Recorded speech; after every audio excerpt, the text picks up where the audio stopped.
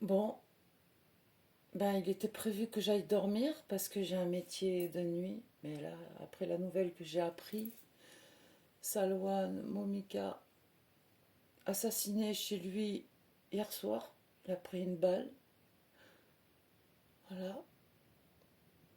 Tout ça parce qu'il a brûlé un livre. Un simple livre. Alors, avant d'essayer de dormir, parce que je pense que là, je vais avoir vraiment du mal à dormir, même si je dors pas H24, H36, ou si je dors plus, croyez-moi que je lâcherai pas l'affaire. Et ce soir, je vais faire un live en sa mémoire et en même temps pour cette lettre, qui est un appel urgent à l'État, aux médias et à la société. Protégeons les apostats de l'islam et défendons les droits humains et la liberté individuelle. La situation des apostats de l'islam est une tragédie silencieuse et exige une action urgente. Des individus coupables uniquement d'avoir choisi de quitter une foi vivent dans une peur constante. Dans certaines interprétations de la charia, l'apostasie est punie de mort, une réalité qui résonne jusque dans nos sociétés modernes. En France aussi, les ex-musulmans subissent marginalisation, menaces et parfois agressions physiques. Ce drame, bien plus qu'une question religieuse ou culturelle, touche au cœur des droits humains. Ce choix de conscience, souvent accompagné d'isolement social, reflète une tension entre le droit à la liberté religieuse et les pressions communautaires. Une réponse institutionnelle est nécessaire. Soutien psychologique, dialogue intercommunautaire et sensibilisation publique. Un cri d'alerte. Nous sommes des individus ayant pris la décision de quitter l'islam. Un choix souvent accompagné de souffrances psychologiques, de rejet social et parfois de menaces physiques. Près de 70% des apostats rapportent des pressions familiales et des menaces explicites. Selon une étude de je sais pas quoi Center publiée en 2013, illustrant l'ampleur du problème, ce cri d'alerte vise à attirer l'attention sur une réalité alarmante exigeant une prise de conscience urgente de la part des autorités, des médias et de la société. Le gouvernement français pourrait intervenir en adoptant des mesures concrètes telles que la mise en place de la loi renforçant la protection des apostats, la création de centres d'accueil pour les individus menacés et le financement de campagnes éducatives promouvant la tolérance religieuse et la liberté de conscience. La menace de la peine de mort pour apostasie. L'apostasie est punie de mort dans l'islam sunnite en vertu de certaines interprétations de la charia, comme indiqué dans les recueils des hadiths tels que Sahih al-Bukhari, Sahih Muslim, qui préconisent la sanction extrême. Les hadiths attribuent au prophète les paroles quiconque change de religion, tuez-le. Ces injonctions ne relèvent pas de vérité transcendante, mais de croyances humaines forgées dans un contexte historique particulier justifiant encore aujourd'hui la violence et l'oppression. Pression sociale et culturelle. Pour beaucoup de musulmans, la religion est un pilier identitaire profondément ancré dans la culture familiale de tous.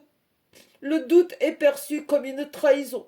Le Coran dans la sourate El-Baqarah, sourate 2, verset 217 stipule « Et quiconque parmi vous apostasie de sa religion, ceux-là sont les gens du feu.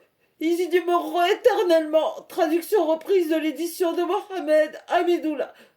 Ces affirmations sont des instruments de contrôle destinés à maintenir les croyants dans la peur et à empêcher la liberté de penser.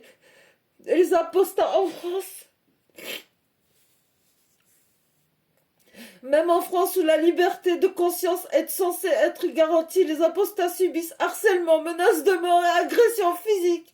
La jurisprudence islamique sunnite continue d'exiger la peine de mort pour l'apostasie, influençant les communautés, comme le montrent les rapports d'Amnesty International sur les droits humains dans les pays appliquant la charia. Les propos de certains érudits justifient la marginalisation et les agressions contre ceux qui osent penser par eux-mêmes. Cette situation est inacceptable dans un pays qui se réclame des valeurs démocratiques.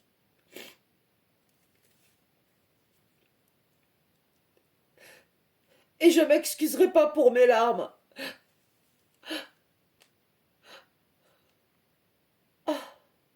Le besoin de solidarité et d'action. Quitter l'islam signifie souvent perdre le soutien familial et social. Le risque d'être rejeté et menacé pousse de nombreux apostats à vivre cachés dans la peur constante d'être découverts.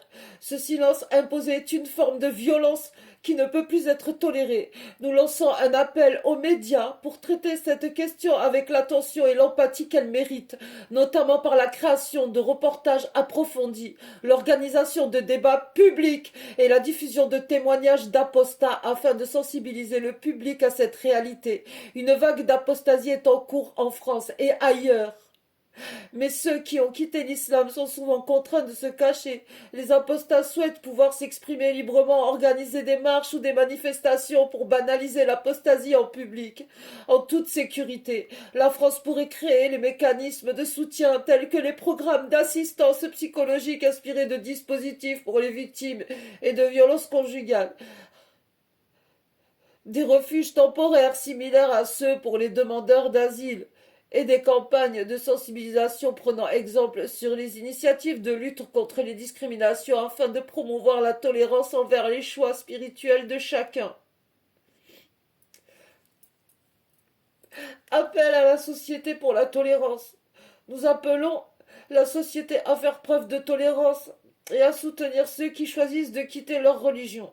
Nous exhortons également le gouvernement français à adopter des mesures légales et institutionnelles concrètes pour protéger les apostats, comme l'établissement de lois spécifiques contre les violences liées à l'apostasie et à la création de programmes nationaux de soutien et de protection. La liberté de conscience inclut aussi le droit de ne plus croire, comme le garantit l'article 18 de la Déclaration universelle des droits de l'homme, adoptée par l'Assemblée générale des Nations unies en 1948. Pour que cette liberté devienne une réalité, nous avons besoin de solidarité, de soutien public et d'une dénonciation ferme de toute forme de coercition religieuse. Il est temps de promouvoir une société où chacun est libre de choisir sa voie sans crainte pour sa dignité, sa sécurité ou sa vie. Conclusion. Nous vous remercions de l'attention que vous porterez à ce sujet et espérons qu'ensemble nous pourrons faire évoluer les mentalités vers une société plus tolérante, plus juste et plus humaine.